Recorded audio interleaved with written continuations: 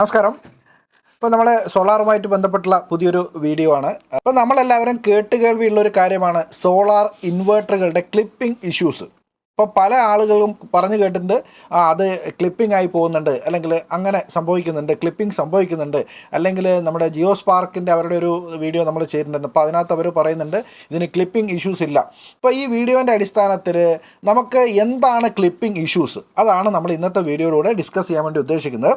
അപ്പോൾ എന്താണ് ഈ ക്ലിപ്പിംഗ് ഇഷ്യൂസ് എന്ന് പറഞ്ഞാൽ എന്താണ്, അതേപോലെ തന്നെ ഇതിൻ്റെ റീസൺ എന്താണ്, അപ്പോൾ ഇത് നെഗറ്റീവായിട്ടുള്ളൊരു കാര്യമാണോ, അപ്പോൾ ഇത് നമുക്ക് എങ്ങനെ ക്ലിപ്പിംഗ് ഇഷ്യൂസ് ഇല്ലാതെ ഒരു നല്ല ഒരു സിസ്റ്റം ഡിസൈൻ ചെയ്യാം. അപ്പോൾ ഇത്തരം കാര്യങ്ങളാണ് നമ്മൾ ഈ ഒരു വീഡിയോയിലൂടെ ഡിസ്കസ് ചെയ്യാൻ വേണ്ടിയിട്ട് ഉദ്ദേശിക്കുന്നത്. അപ്പം ഈ വീഡിയോ ചെയ്യാനുള്ളൊരു കാരണം, ഇപ്പോൾ നമ്മുടെ ഒരു സുഹൃത്ത് ഒരു വീഡിയോയ്ക്ക് കമൻറ്റ് ചെയ്തിട്ടുണ്ടായിരുന്നു, എന്താണ് ഈ ക്ലിപ്പിംഗ് ഇഷ്യൂസ് എന്ന്, അതിനെക്കുറിച്ചൊരു വീഡിയോ ചെയ്യാമോ. അപ്പോൾ അതിൻ്റെ അടിസ്ഥാനത്തിലുള്ള ഒരു വീഡിയോ ആണ്. ആ കമൻറ്റ് വന്നിട്ട് കുറേ ദിവസങ്ങളായി. അപ്പോൾ ഞാൻ കുറച്ച് ദിവസമായിട്ട് കുറച്ച് തിരക്കിലായിരുന്നു. അതായത് നമ്മുടെ യൂണിവേഴ്സിറ്റിയിലെ നമ്മുടെ കുറച്ച് സ്റ്റുഡൻസിനെയും കൊണ്ട് നമ്മുടെ റിസർച്ച് ആൻഡ് ട്രെയിനിങ് വെസലുണ്ട്, യൂണിവേഴ്സിറ്റീൻ്റെ ഒരു ചെറിയ ഷിപ്പുണ്ട്. അപ്പോൾ അതിൽ കുട്ടികളിലെ നമുക്ക് ബോർഡിലായിരുന്നു, അതായത് അവിടെ വെച്ച് ഷിപ്പിൽ വെച്ചിട്ട് ട്രെയിനിങ്ങും കാര്യങ്ങളൊക്കെ ആയിരുന്നു. അപ്പോൾ അങ്ങനെ കുറേ ദിവസമായിട്ട് അതിൻ്റെ ഒരു തിരക്കിലായിരുന്നു ഉണ്ടായിരുന്നത്. അപ്പം അത് കഴിഞ്ഞൊന്ന് ജസ്റ്റ് ഒന്ന് സാവധാനം നമ്മൾ കരക്കെത്തിയതേ ഉള്ളൂ. അപ്പോൾ അതിൻ്റെ ഇടയിലാണ് ഈ വീഡിയോ ഇന്ന് ചെയ്യുന്നത്. അപ്പോൾ നമുക്ക് ഇന്നത്തെ ഒരു വീഡിയോയിൽ എന്താണ് ക്ലിപ്പിംഗ്, എന്താണ്, അപ്പോൾ അതിൻ്റെ ക്ലിപ്പിംഗ് ഇഷ്യൂസ് എന്താണ്, അതെങ്ങനെ പരിഹരിക്കാം, അല്ലെങ്കിൽ അതൊരു പ്രശ്നമാണോ, അങ്ങനെയുള്ള കാര്യങ്ങളാണ് ഇന്നത്തെ വീഡിയോയിലൂടെ നമ്മൾ ഡിസ്കസ് ചെയ്യുന്നത്. അപ്പോൾ നമ്മൾ വളരെ സിമ്പിളായിട്ട് ക്ലിപ്പിംഗ് എന്ന് പറഞ്ഞാൽ, ഉദാഹരണത്തിന് നമ്മളൊരു സോളാർ ഓൺ ഗ്രിഡ് സോളാർ സിസ്റ്റത്തിൽ കുറേ സോളാർ പാനലുകളുണ്ട്, അതുപോലെ നമ്മൾ ഇൻവേർട്ടർ ഉണ്ട്. അപ്പോൾ ഈ സോളാർ പാനലുകൾ ജനറേറ്റ് ചെയ്യുന്ന ഏറ്റവും പീക്ക് ഔട്ട്പുട്ട്, അത് സാധാരണ ഇത്തരം ക്ലിപ്പിംഗ് ഇഷ്യൂസ് വരാറുള്ളത്, നോർമലായിട്ടുള്ള ഒരു സിസ്റ്റത്തിൽ ഇത്തരം ക്ലിപ്പിംഗ് ഇഷ്യൂസ് വരാറുള്ളത് ആ പീക്ക് ഇറേഡിയേഷൻ, അതായത് നമ്മൾ ഏറ്റവും കൂടുതൽ നട്ടുച്ച സമയത്ത് നല്ല വെയിൽ ലഭിക്കുന്ന സമയത്താണ് ഇത്തരത്തിലുള്ള ക്ലിപ്പിംഗ് ഇഷ്യൂസ് സാധാരണ വരാറ്. അപ്പം ഈ ക്ലിപ്പിംഗ് ഇഷ്യൂസ് നമ്മൾ സോളാർ പാനലുകൾ ജനറേറ്റ് ചെയ്യുന്ന മാക്സിമം പീക്ക് ഔട്ട്പുട്ട് ജനറേറ്റ് ചെയ്യുന്നുണ്ട്. ആ സോളാർ പാനലുകൾ ജനറേറ്റ് ചെയ്യുന്ന ആ ഒരു എനർജി മുഴുവനായിട്ടും ഈ ഇൻവേർട്ടറിന് അത് കൺവേർട്ട് ചെയ്ത് AC ആക്കിയിട്ട് കൺവേർട്ട് ചെയ്യാൻ വേണ്ടി പറ്റാത്തൊരവസ്ഥ. അതായത് ഇൻവേർട്ടറിൻ്റെ മാക്സിമം കഴിഞ്ഞിട്ട് അപ്പുറം നമ്മൾ ഇൻപുട്ട് കൊടുക്കുന്നു.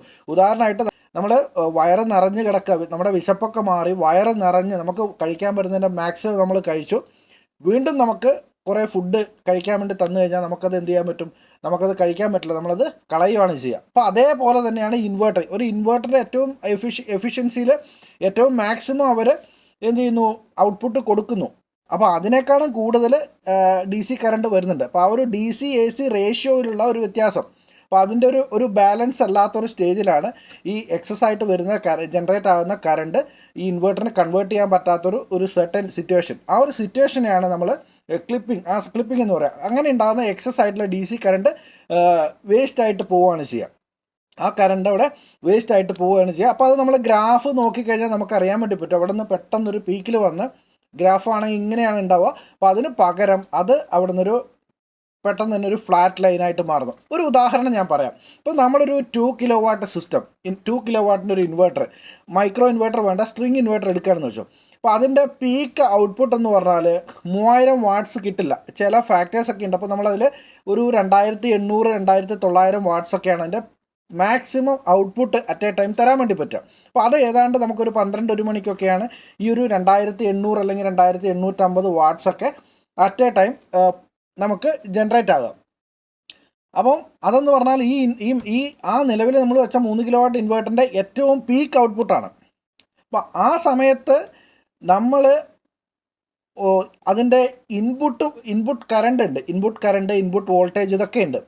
അപ്പോൾ അതിൽ ഇപ്പോൾ നോർമലി ഒരു പാനലിൽ ഒരു ഇൻവേർട്ടറിൽ ഇൻപുട്ട് എത്ര കൊടുക്കാം, അല്ലെങ്കിൽ എത്ര കറണ്ട് അതിൽ കൊടുക്കാം, എത്ര വോൾട്ട് കൊടുക്കാം, അല്ലെങ്കിൽ എത്ര പാനൽ വരെ അതിനകത്ത് കൊടുക്കാം എന്നതിൻ്റെ കാറ്റലോഗിൽ കൊടുത്തിട്ടുണ്ടാവും. നോർമൽ കേസിൽ അതിലും എക്സീഡായിട്ട് പോയി കഴിഞ്ഞാലാണ് നമുക്ക് ഈ ക്ലിപ്പിംഗ് ഇഷ്യൂസ് വരിക.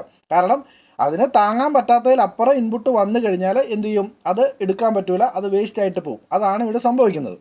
അപ്പം ഇത് സാധാരണയായിട്ട് നമ്മുടെ മൈക്രോ ഇൻവേർട്ടറുകളിൽ ഈ ക്ലിപ്പിംഗ് ഇഷ്യൂസ് പറയാറുണ്ട്. അതേപോലെ തന്നെ നമ്മുടെ സ്ട്രിങ് ഇൻവേർട്ടറുകളിലും ഈ ക്ലിപ്പിംഗ് ഇഷ്യൂസ് വരാറുണ്ട്. അത് കൃത്യമായിട്ട് നമ്മൾ ആ ഒരു സിസ്റ്റം ഡിസൈൻ ചെയ്യാത്തതുകൊണ്ടാണ് ഈ ക്ലിപ്പിംഗ് ഇഷ്യൂസ് വരുന്നത്. ഇപ്പം മറ്റൊരു ഉദാഹരണം, നമ്മൾ സോളാറിൻ്റെ സോളാർ ഇൻവേർട്ടറുകൾ ഇപ്പോൾ എല്ലാ ആളുകളും ടോപ്പ് കോൺ പാനലുകളാണ് വെക്കുന്നത്. ടോപ്പ് കോൺ ബൈഫേഷ്യൽ ഹാഫ് കട്ട് പാനലുകളാണ് വെക്കുന്നത്. അപ്പോൾ ഈ ടോപ്പ് കോൺ ടെക്നോളജിയിലുള്ള പാനലുകൾക്ക് അതിൻ്റെ ഇൻപുട്ട് കറണ്ട് എന്ന് പറയുന്നത് നോർമൽ ഉള്ളതിനേക്കാളും കുറച്ച് കൂടുതലാണ്. ഇപ്പോൾ നോർമൽ ഒരു 550 വാട്ട്സിന് 10 ആംബിയർ അല്ലെങ്കിൽ 9.5 10 ആംബിയർ ഒക്കെ ആണെങ്കിൽ ഇതിന് ആ ഇൻപുട്ട് ആംബിയർ വരുന്നത് ഏതാണ്ട് ഒരു 15 മേലെയൊക്കെ, ബൈഫേഷ്യൽ ഫാക്ടറും കൂടെ കൃത്യമായിട്ട് വർക്ക് ചെയ്യുന്നുണ്ട്, 15 മേലെയൊക്കെ വരാറുണ്ട്. അപ്പോൾ ചില ഇൻവേർട്ടറിൻ്റെ എല്ലാ ഇൻവേർട്ടറും ഈ സ്ട്രിങ് ഇൻവേർട്ടറിൻ്റെ അകത്തുള്ള MPPT 20 ആംബിയറിൻ്റെ ആണെങ്കിൽ പോലും ചില ഇൻവേർട്ടറുകളിലൊക്കെ പഴയ പാനലുകൾക്ക് കോമ്പാറ്റബിൾ ആയിട്ട് അത് സെറ്റ് ചെയ്ത് വെച്ചേക്കുന്നത് ഏതാണ്ട് ഒരു 12, 12.5, 13 വരെയൊക്കെയാണ്. ചില ഇൻവേർട്ടറുകളിൽ മാത്രം അത് 18, 20 വെക്കുന്നുണ്ട്. അപ്പം ഈ കേസിൽ ആ പീക്ക് ഔട്ട്പുട്ട് വരുന്ന സമയങ്ങളിൽ ഫുൾ ടൈം ഉണ്ടാവില്ല. ആ പീക്ക് ഔട്ട്പുട്ട് വരുന്ന സമയങ്ങളിൽ, അതായത് ഈ പറയുന്ന നമ്മളൊരു 12 ആംബിയറിൻ്റെ ഇൻപുട്ടുള്ള ഇൻവേർട്ടർ അവിടെ വെക്കുന്നു, ടോപ്പ് കോൺ പാനലുകൾ വെക്കുന്നു. ആ ഒരു ഏറ്റവും പീക്ക് ഔട്ട്പുട്ട് വരുന്ന സമയങ്ങളിൽ ഒരു 15, 18 ആംബിയർ കറണ്ട് ഇതിലേക്ക് വരികയാണെങ്കിൽ ആ സമയത്ത് എക്സസ് ആയിട്ട് വരുന്ന കറണ്ട് ഇത് എടുക്കാൻ വേണ്ടി കഴിയില്ല. അപ്പോൾ ആ എക്സസ് വരുന്ന ആംബിയർ കറണ്ട് വേസ്റ്റ് ആയിട്ട് പോവുകയാണ് ചെയ്യുക. അപ്പോൾ അതിന് നമുക്കൊരു ക്ലിപ്പിംഗ് ഇഷ്യൂ ആയിട്ട് നമുക്ക് പറയാം. മറ്റൊരു കേസിൽ ഇതേപോലെ തന്നെ നമ്മൾ 3 കിലോ വാട്ട് എന്ന് പറഞ്ഞാൽ 3000 വാട്ട്സ് ആണ്.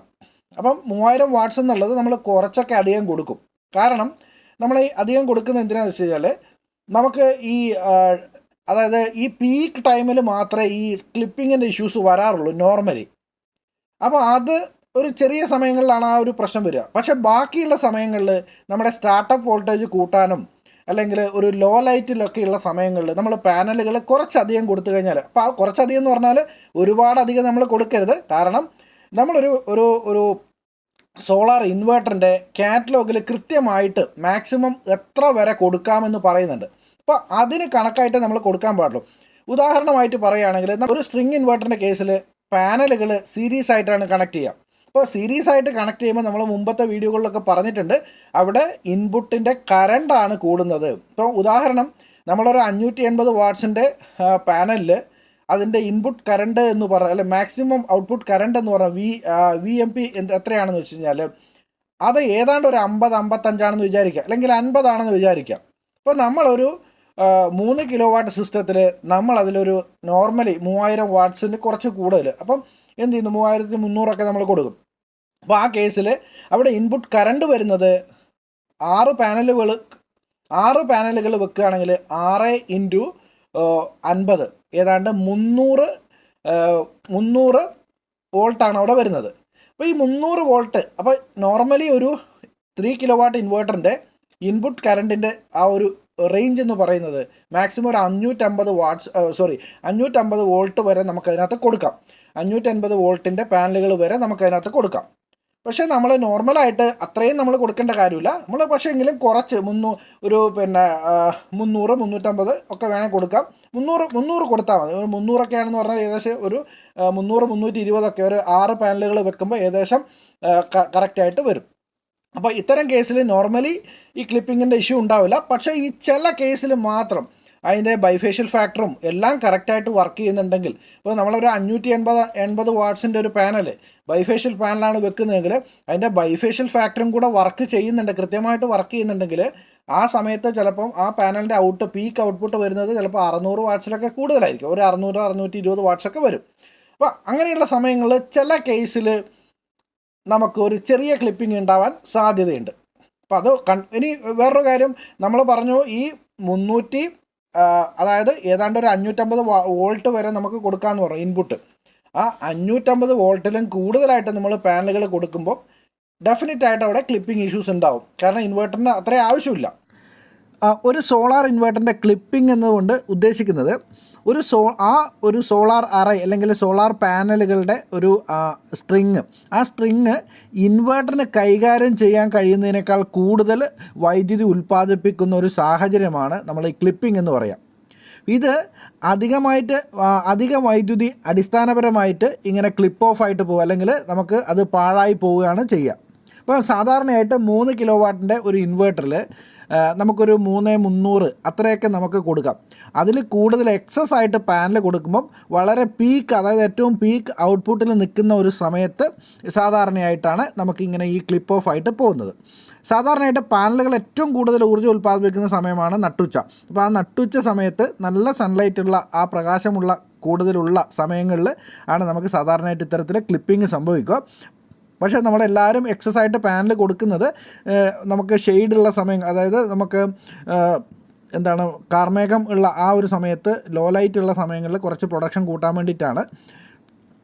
പക്ഷേ നോർമലി നമ്മളിങ്ങനെയുള്ള ഈ എക്സസ് കൊടുക്കുന്ന സമയത്ത് ഇൻവെർട്ടർ അതിൻ്റെ പരമാവധി ശേഷിയിലെത്തുകയും അധികം വരുന്ന എല്ലാത്തിനെയും അതിന് കൺവേർട്ട് ചെയ്യാൻ പറ്റാത്തൊരവസ്ഥയിലേക്ക് വരികയാണ് ചെയ്യുന്നത്. അപ്പോൾ അങ്ങനെ അടിസ്ഥാനപരമായിട്ട് ആ ഒരു സാഹചര്യത്തിലാണ് ഇതിനെ ക്ലിപ്പ് ഓഫ് ആയിട്ട് പോകുക, അല്ലെങ്കിൽ ഇൻവെർട്ടറിന് പാനലിൻ്റെ അധിക ഊർജ്ജത്തെ അതിന് കൈകാര്യം ചെയ്യാൻ കഴിയാതെ അത് പാഴായി പോകുന്നു. അതിനെയാണ് നമ്മൾ ഇൻവെർട്ടറിൻ്റെ ക്ലിപ്പിംഗ് എന്ന് സിമ്പിളായിട്ട് പറയാം.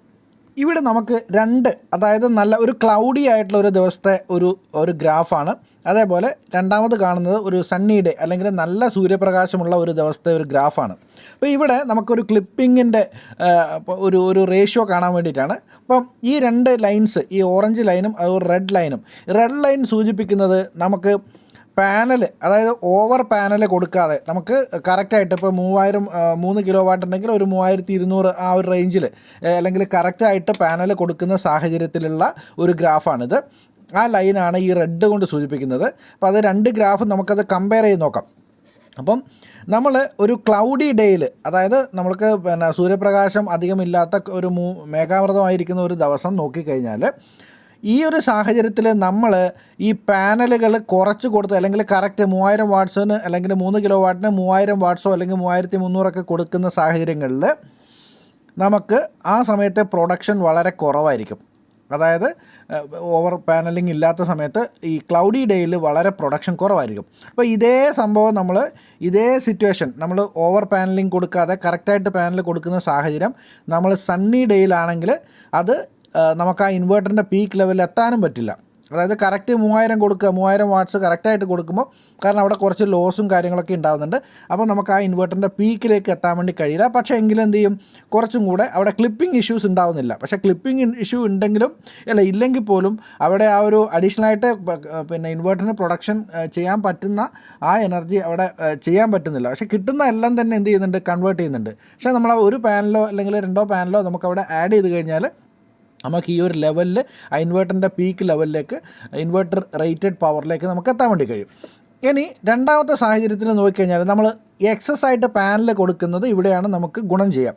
അതായത് ഓവർ പാനലിംഗ് കൊടുക്കുന്ന സമയത്ത് ക്ലൗഡി ഡേയിൽ ഏതാണ്ട് ആ ഇൻവെർട്ടറിൻ്റെ കപ്പാസിറ്റീൻ്റെ ഏതാണ്ട് അടുപ്പിച്ചെത്തുന്നുണ്ട്.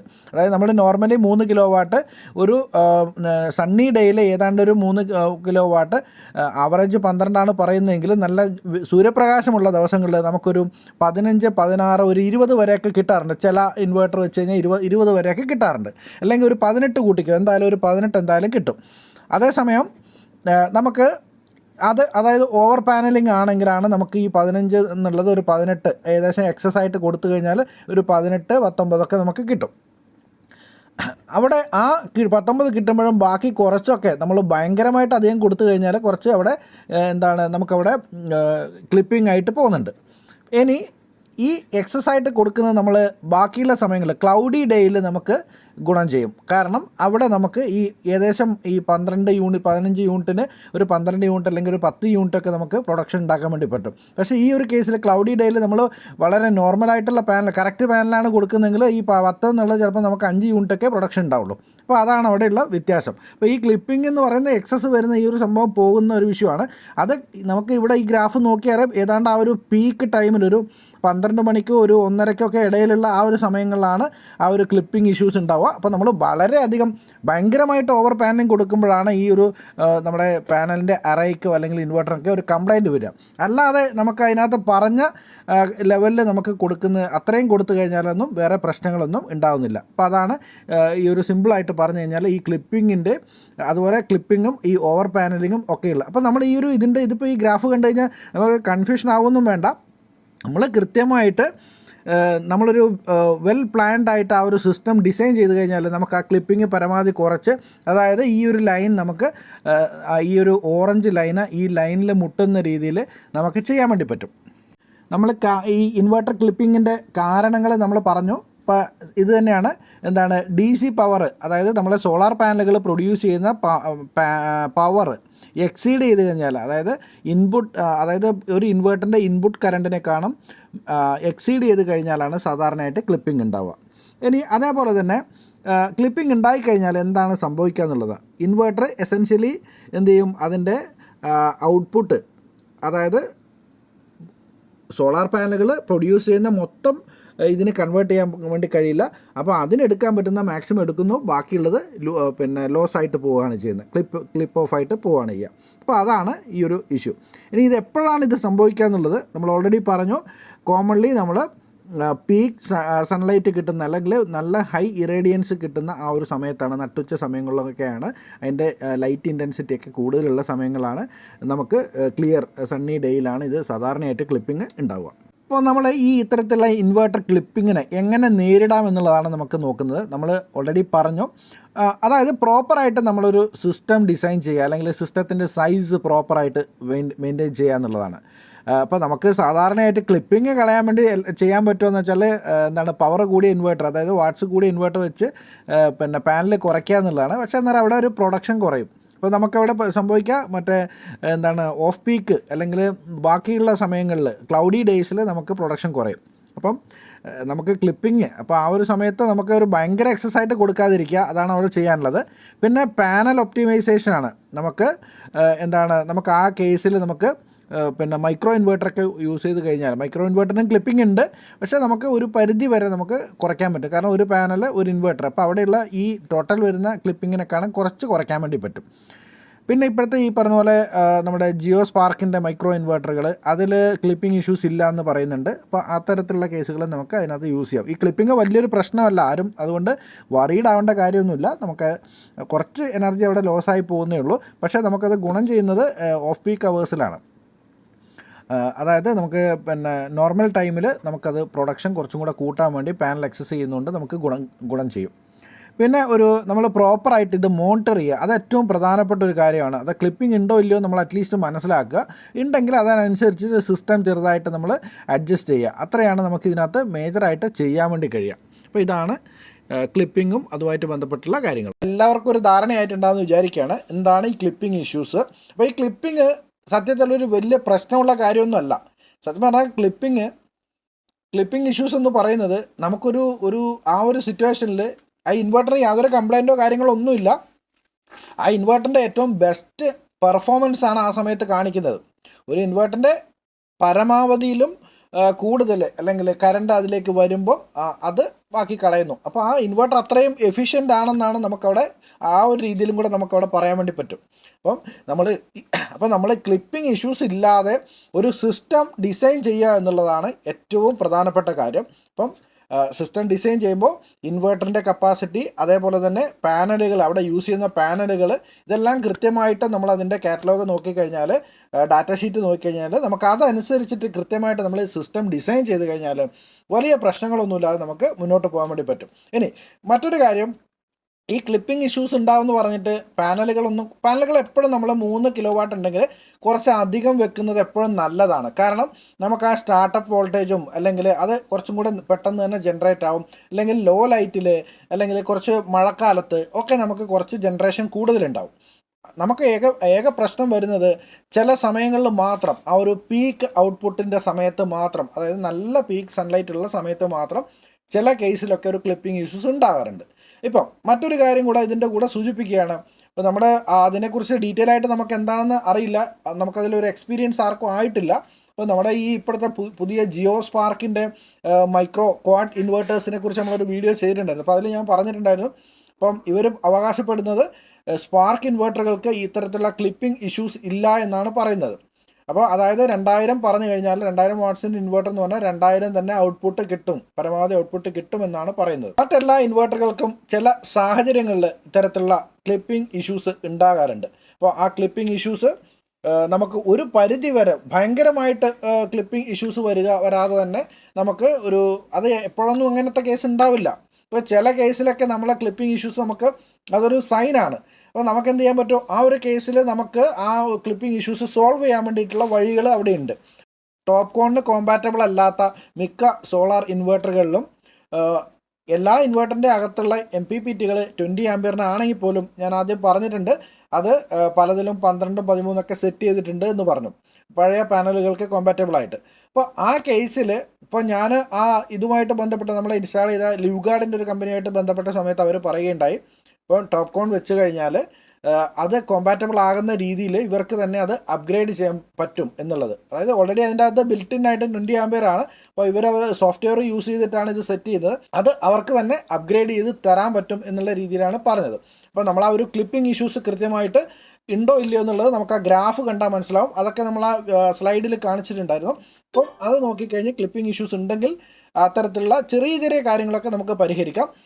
ഇതൊരു മേജറായിട്ടുള്ള ഒരു ഇഷ്യൂ അല്ല, നമ്മൾ അതിനെക്കുറിച്ച് വറീഡാകണ്ട. ഈ ക്ലിപ്പിംഗ് കൊണ്ട് ഇൻവേർട്ടറിന് വേറെ പ്രശ്നങ്ങളില്ല, അതുപോലെ തന്നെ പാനലുകൾക്കോ വേറെ പ്രശ്നങ്ങളൊന്നുമില്ല. ഇതിൻ്റെ ഒരു എഫിഷ്യൻസി കാണിക്കുന്നതാണ്, പക്ഷേ എക്സസ് ആയിട്ട് വരുന്നത് വേസ്റ്റ് ആയി പോകുന്നു, അത്രയേ ഉള്ളൂ അവിടെ. അപ്പം ഇതിൽ നമുക്ക് പരമാവധി ക്ലിപ്പിംഗ് കുറയ്ക്കാൻ വേണ്ടി ചെയ്യാൻ പറ്റുക നമുക്ക് ഒരു നല്ല രീതിയിലുള്ള ഒരു സിസ്റ്റം, പക്കായിട്ടുള്ള ഒരു സിസ്റ്റം ഡിസൈൻ ചെയ്യുക എന്നുള്ളതാണ്. അപ്പം മറ്റൊരു സോളാറിൻ്റെ വിശേഷവുമായിട്ട്, മറ്റൊരു സോളാർ മാത്രമല്ല മറ്റു പല വിശേഷങ്ങളുണ്ട്. അപ്പോൾ അത്തരത്തിലുള്ള വിശേഷങ്ങളുമായിട്ട് മറ്റൊരു വീഡിയോയിൽ വീണ്ടും കാണാം. എല്ലാവർക്കും നന്ദി.